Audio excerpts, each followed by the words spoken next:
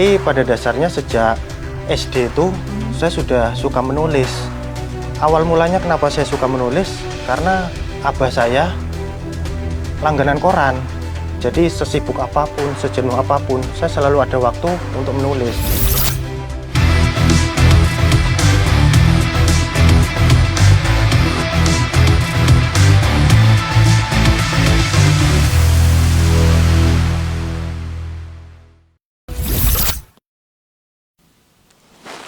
Assalamualaikum warahmatullahi wabarakatuh. Apa kabar sahabat TNI? Semoga dalam keadaan baik dan sehat dimanapun berada. Bersama saya Hestu Kesuma dalam podcast TNI Prima. Profesional, responsif, integratif, modern, dan adaptif. Tentu dalam podcast ini akan membahas berbagai informasi di dunia militer khususnya di TNI. Tentu di sini saya tidak sendiri. Saya sudah bersama seorang narasumber. Kali ini seorang anak muda, dia berpangkat Letu Rizal Mutakin namanya. Apa kabar? Alhamdulillah kabar baik, luar biasa. Luar biasa. Saya senang sekali ada Letu Rizal yang menemani saya hari ini. Saya panggil Mas aja juga tetepan ya. Boleh saya panggil Mas? Boleh. Oke. Letu Rizal ini berdinas di Disinfolahta Angkatan Darat? Betul. Oke. Di jabatan apa tuh? Jabatan kami di Perwira Urusan Rancang Bangun Arsitektur Siswo. Jadi kegiatan kami sehari-hari memonitoring perkembangan teknologi informasi sebagai dasar untuk membuat kajian tentang perkembangan teknologi informasi sebagai dasar untuk merekomendasikan terhadap penerapan teknologi informasi tersebut. Sehingga kami bisa merumuskan kebijakan teknis terkait penerapan IT di TNI Angkatan Darat.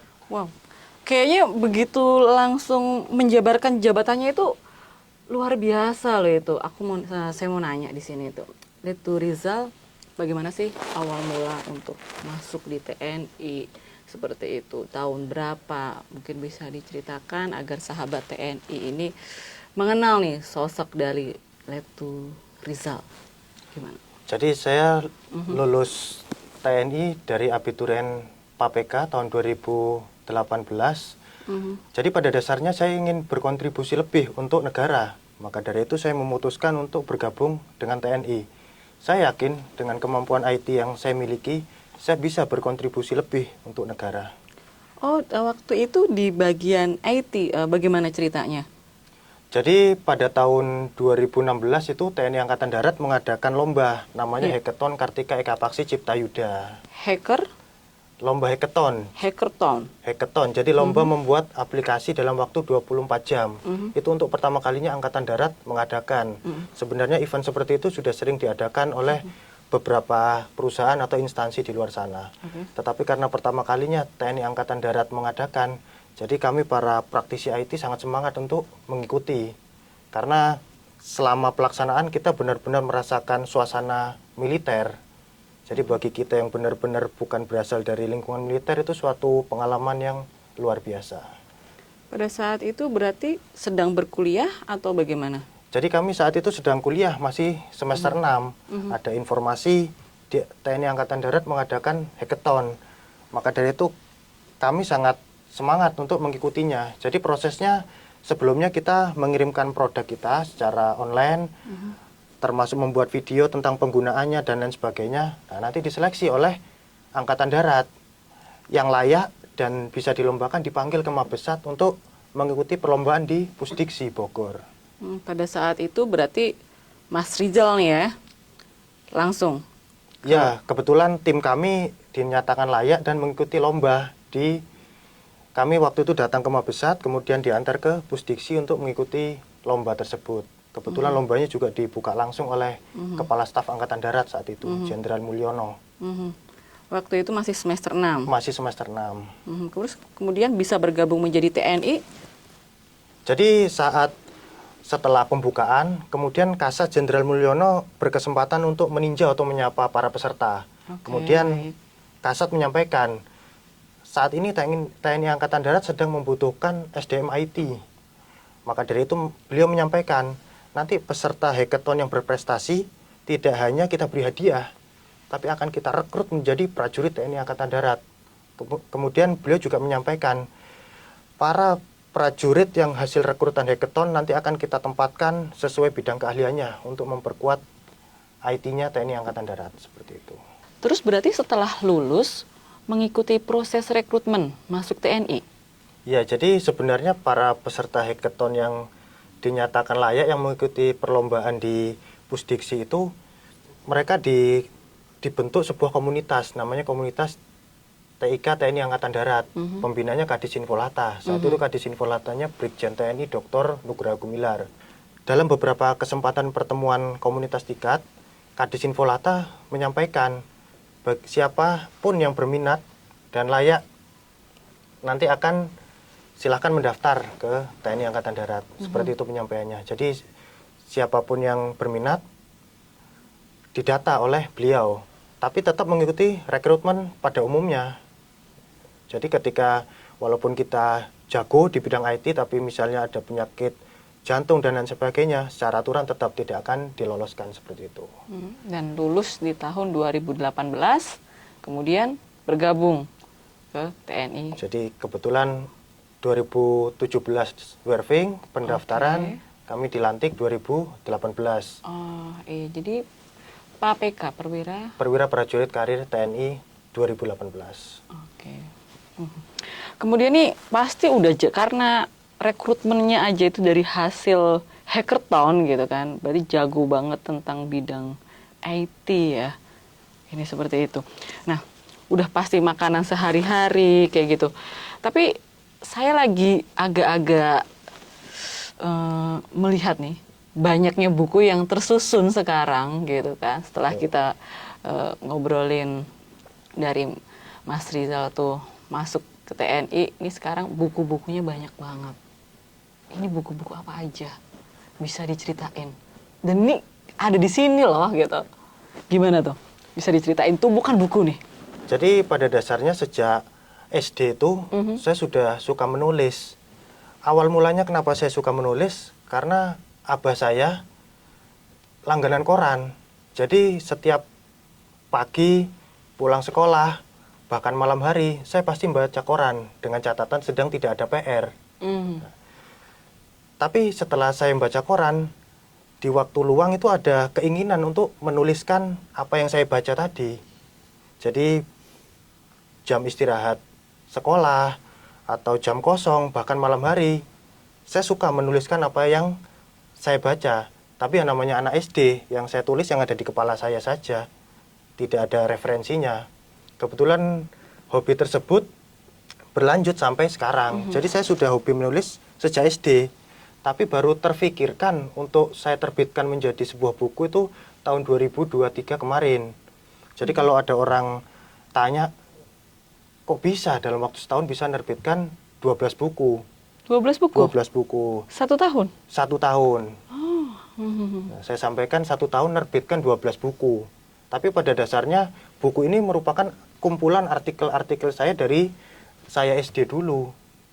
Jadi artikel-artikel yang serupa saya kumpulkan, sudah jadi naskah baru saya bikin bab, subbab, dan lain sebagainya.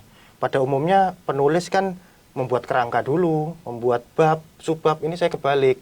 Saya naskahnya sudah jadi dulu, baru saya buat bab dan subbab yang sesuai dengan isinya.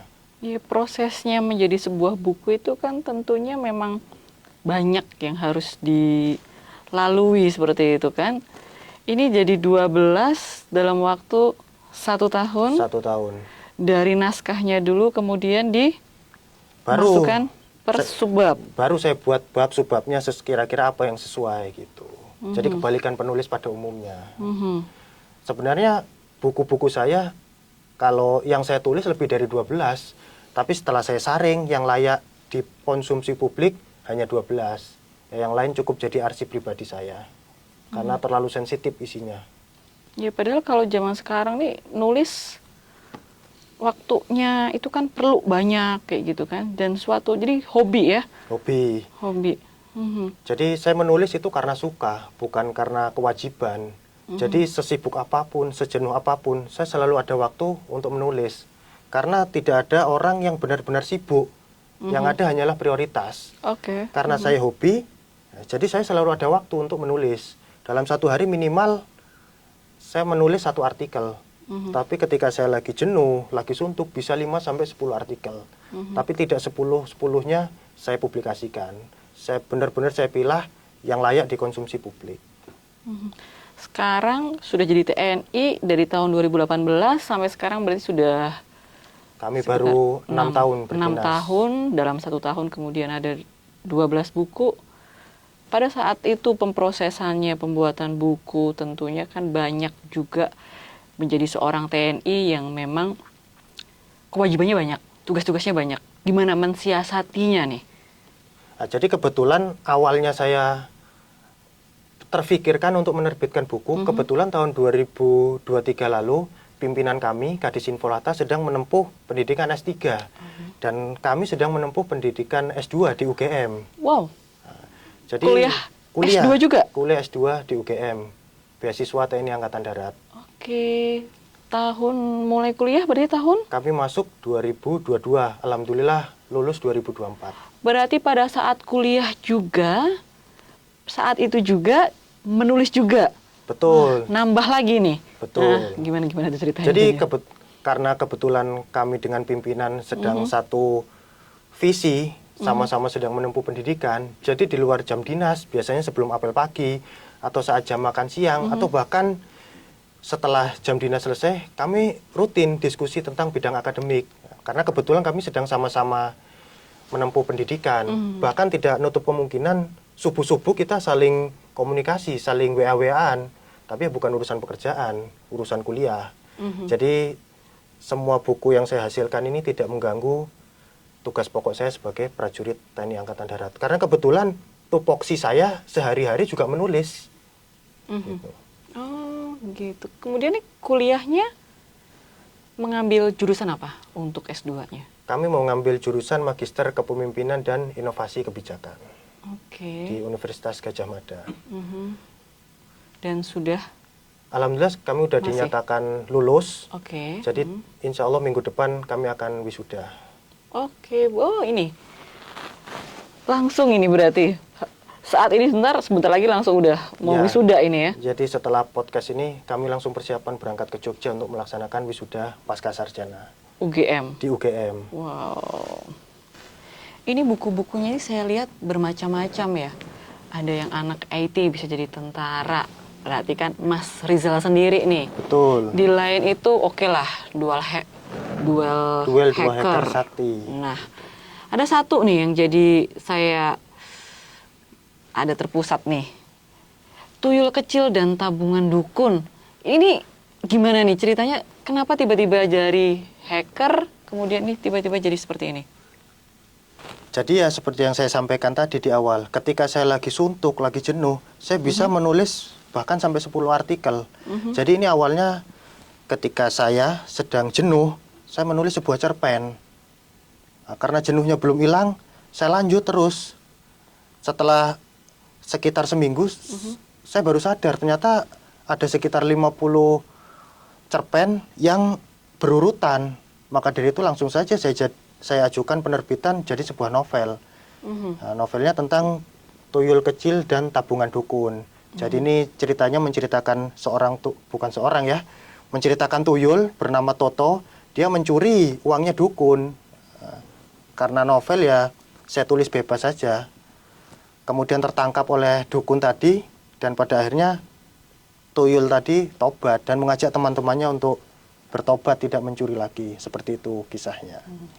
Banyaknya buku, kemudian seperti ini nih, pasti kan tadi selain hobi, kemudian pasti banyak yang terlibat atau yang membantu seperti itu.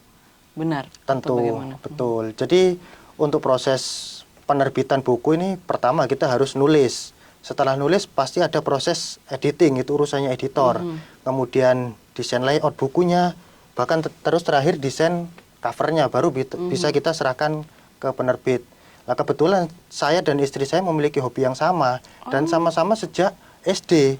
Bahkan istri saya udah nulis novel saat dia masih SD, cuman tidak diterbitkan. Jadi ketika saya nulis, urusan editing, desain layout, bahkan sampai desain cover, saya serahkan ke istri saya seluruhnya. Jadi saya bisa benar-benar menikmati hobi saya untuk menulis. Satu frekuensi ya ceritanya ini berarti satu sama istri ya? Kebetulan satu frekuensi, satu hobi kebetulan. Jadi bahkan buku-buku saya ini ketika ada yang kurang lengkap, sudah ada yang melengkapi. Jadi ini jadi TNI, nulis oke, IT oke, sesuai dengan job disk-nya, seperti itu kan. Nah, untuk sahabat TNI tentunya yang dia juga ingin bergabung jadi TNI atau juga para anggota, mungkin ada hal yang ingin di-share, pesan-pesan apa sih kayak gitu untuk sahabat TNI?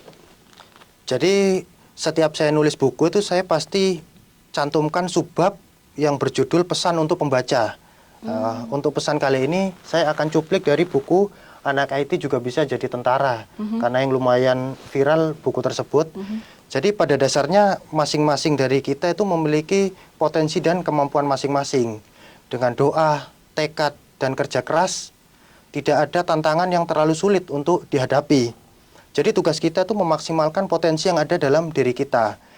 Oke, maksimalkan potensi. Maksimalkan potensi. Terima kasih banyak Letu Rizal. Dari pengalaman hidupnya, bagaimana masuk jadi TNI, kemudian menekuni hobinya, menjadi punya banyak buku seperti ini, tentu sangat menginspirasi bagi sahabat TNI. Saya ucapkan banyak terima kasih. Saya juga terima kasih banyak Mbak sudah diundang ke podcast Puspen TNI. Ini suatu kehormatan buat saya. Nah, sebelum saya meninggalkan ruangan podcast, saya ada kenang-kenangan satu buat Mbak nih. Apa nih?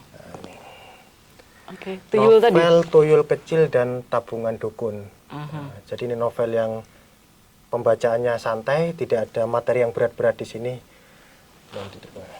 Baik, buat saya nih ya. Ya. Oke. Ya. Semoga berkenan dan semoga suka. Oke, terima kasih banyak sahabat TNI. Sahabat TNI, dengan tekad yang kuat untuk mengisi diri dan berkarya, rasa lelah dan kerja keras pasti dilalui, serta pasti dijalani suatu contoh bagi generasi muda yang tak kenal kata lelah. Sahabat TNI, saya Hestu Kesuma bersama Letu Rizal pamit undur diri. Salam TNI Prima.